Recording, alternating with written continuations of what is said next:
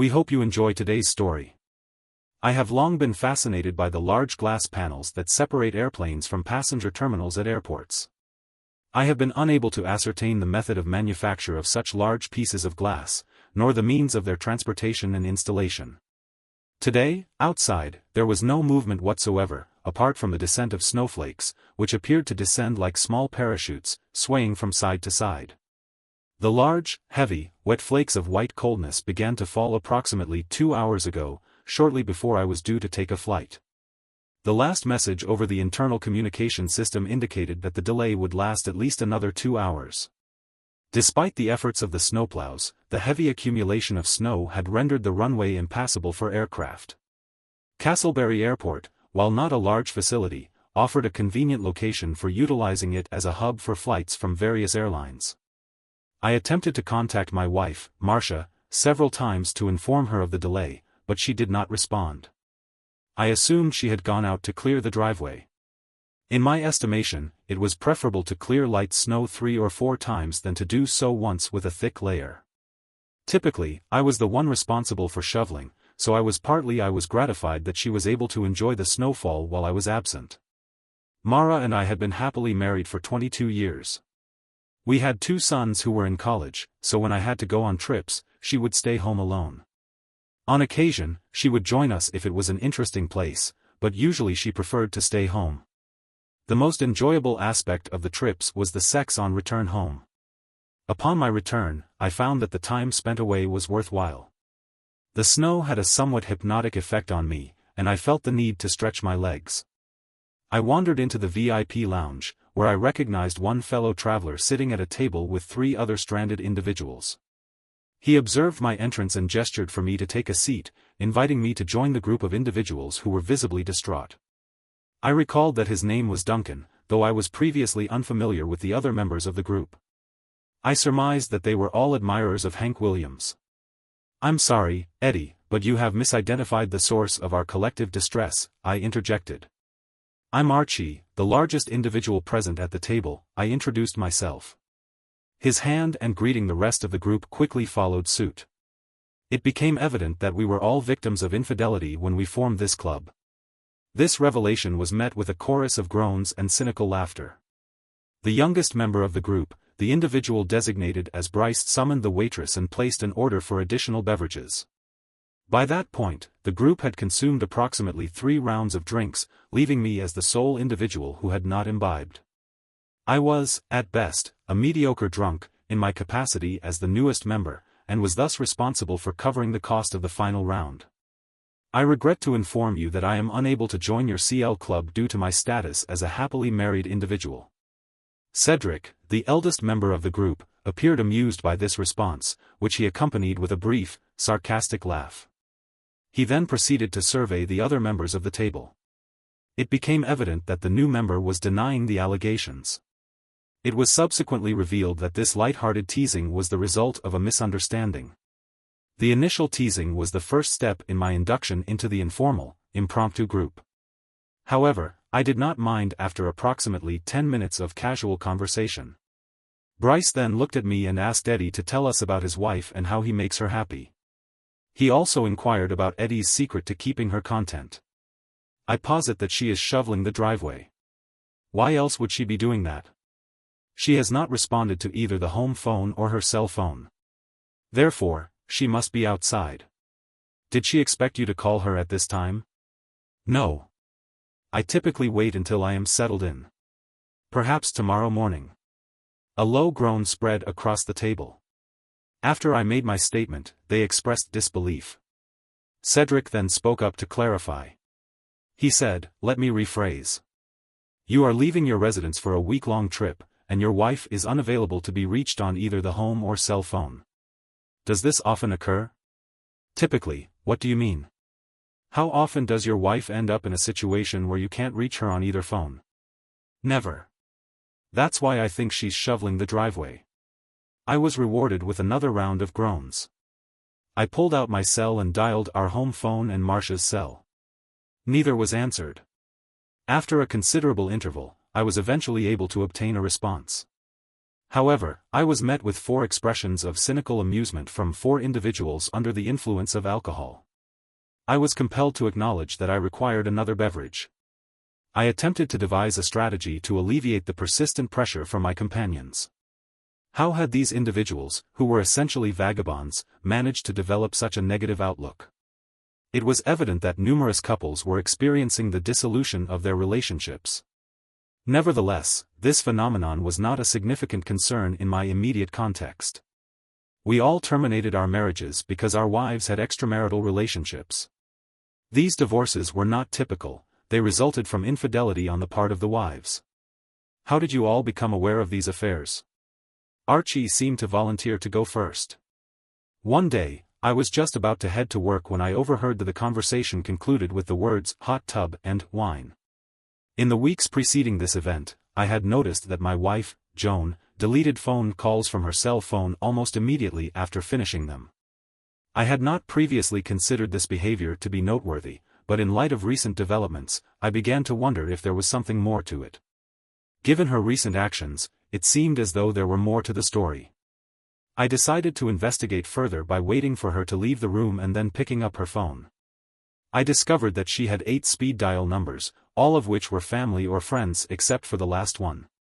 I was perplexed by why my wife would I noted the number of a nail salon and recorded it. When I was at work, I had the distinct impression that one of my colleagues had encountered this narrative previously. However, I was eager to ascertain the remainder of the story. My secretary was able to ascertain that the phone number belonged to Todd Mitchell, a local real estate agent and family friend. After making a few phone calls, I discovered that there were only 2 motels in town with hot tubs, and only 1 room was available for booking for the entire day. I contacted my wife and inquired if she wished to meet for lunch.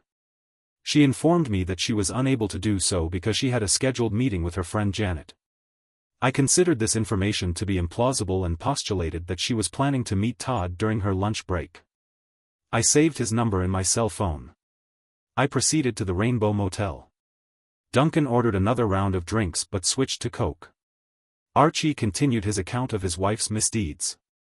Todd arrived at the motel before me and parked his Mercedes in front of room 117. I parked a few spots away from him. I had to wait just a few minutes until Joan's Civic pulled into the back parking lot. I exited the vehicle and leaned against the fender. She was visibly distressed when she saw me. It was evident that she was aware of my presence and that she had no choice but to park and exit the vehicle. She attempted to persuade me that Janet had met her there and that they were merely planning to carpool to the restaurant. I remained silent, merely smiling. She fell silent, and I retrieved my cell phone and dialed the new upon answering, I informed Todd that Joan would be delayed and that his vehicle would be towed. My wife stood with her mouth agape as Todd abruptly opened the door to the motel room, seemingly to assess the situation with his Mercedes. By that time, I had already reached the door, whereupon he rushed out. He tripped over my outstretched leg and fell face first, and I delivered a swift kick to the groin, rendering him incapacitated. I proceeded to enter my vehicle and drive to the lawyer's office. 6 months later, I was a free man, as was Todd. It is likely that you were unaware of the situation until you inadvertently overheard part of the conversation. I later discovered that they had been together for almost a year.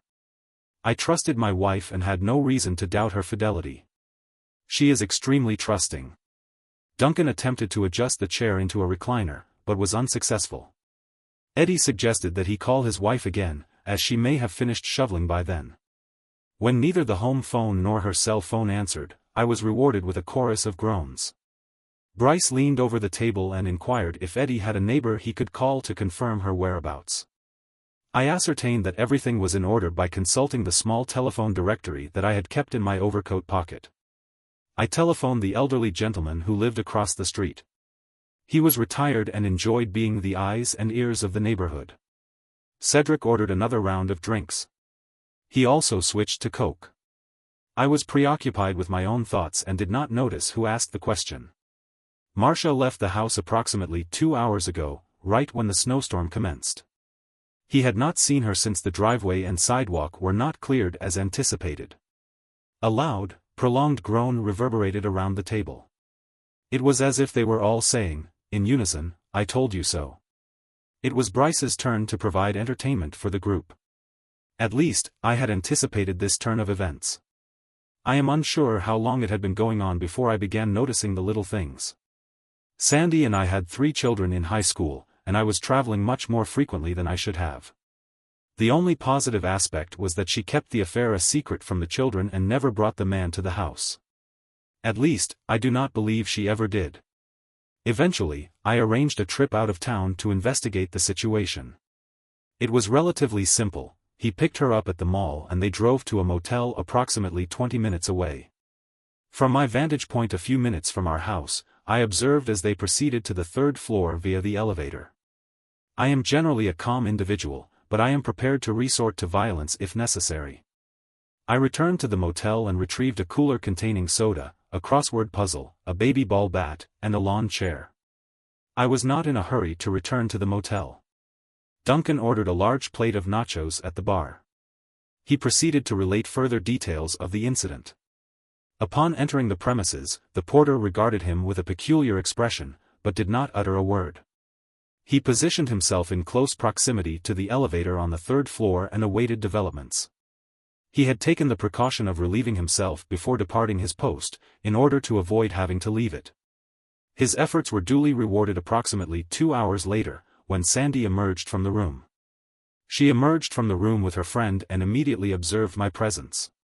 I recognized the man as our neighbor from the adjacent street. He was married with 2 children. She promptly re-entered the room, and I could discern that she had pulled him along by the manner in which he moved. This was not precisely how the incident had transpired. However, it was not a particularly noteworthy occurrence. For the subsequent 15 minutes, the individual in question peered out from behind the door on several occasions. He ultimately opted to confront me directly, but upon exiting the room, I stood with a baseball bat in hand, prompting him to swiftly retreat.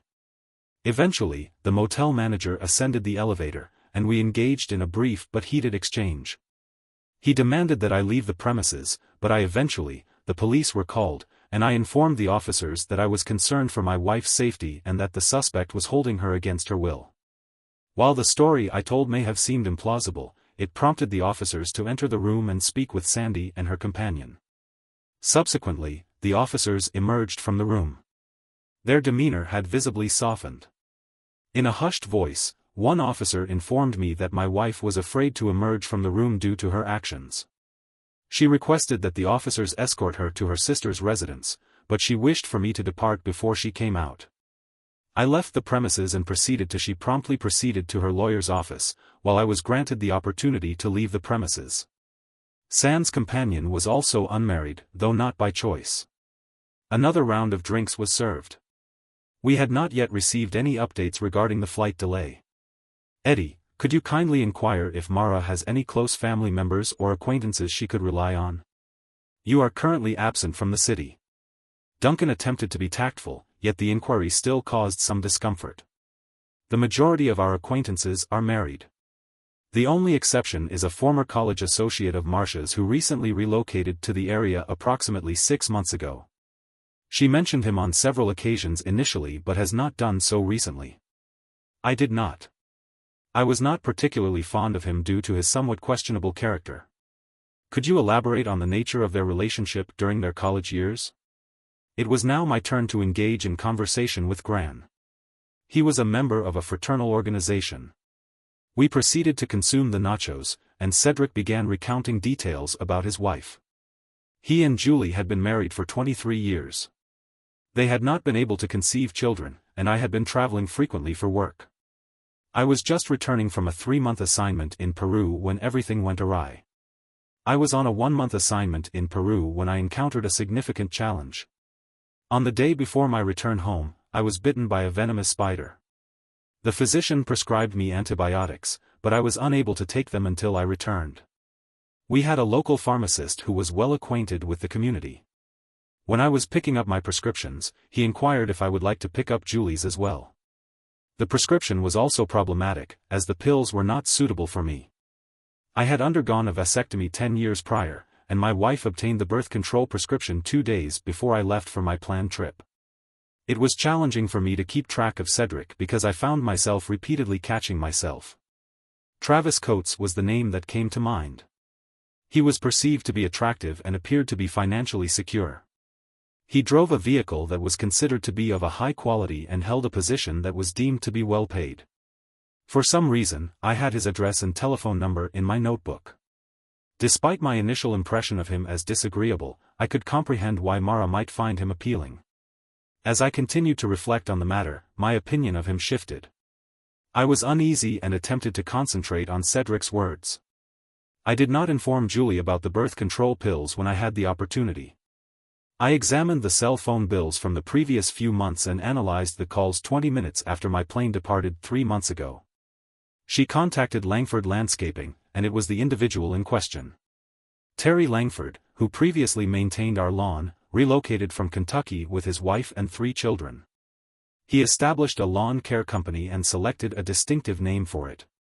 Over the past 3 months, Julie contacted him nearly 30 times. There were no other suspicious calls on the list. The following morning, I contacted Terry, but he was not available. However, his wife was amenable to an interview. It appeared that Julie was remunerating Terry $50 for each visit to the residence, where he provided her with sexual services. His wife expressed discontent with this arrangement, citing the necessity of providing for their children. She did not initiate the arrangement, yet I felt compelled to seek some form of resolution. I informed his wife that I would return the following day. By the time I arrived the following morning, they had departed. I am uncertain as to whether I was disappointed because I did not have the opportunity to speak with him or gratified that he was gone. 2 days later, I presented my wife with divorce papers. We opted not to order additional beverages. Eddie, what have you decided to do? I am aware that it may appear trivial, but it is a decision that I have not yet made. Given the inclement weather and the accumulation of snow on the plains, it seems unlikely that any travel will be possible in the near future. However, the question arises as to whether a road trip could be feasible in these conditions.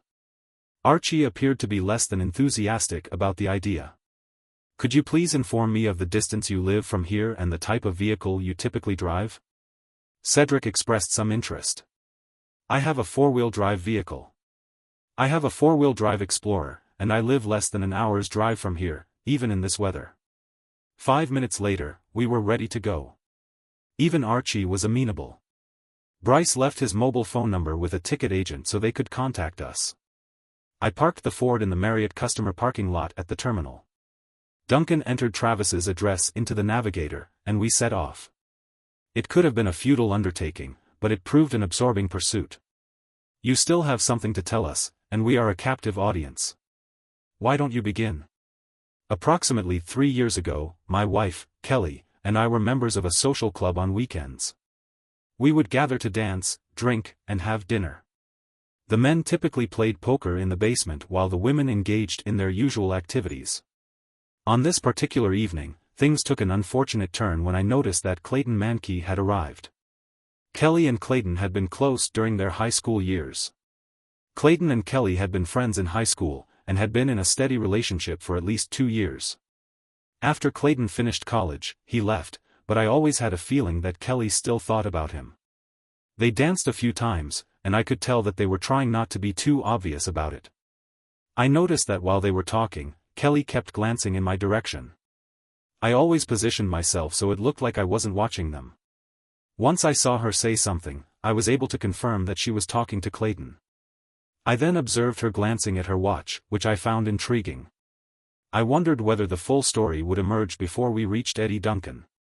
I engaged in further conversation and discovered that Clayton was staying at the Madison Hotel penthouse.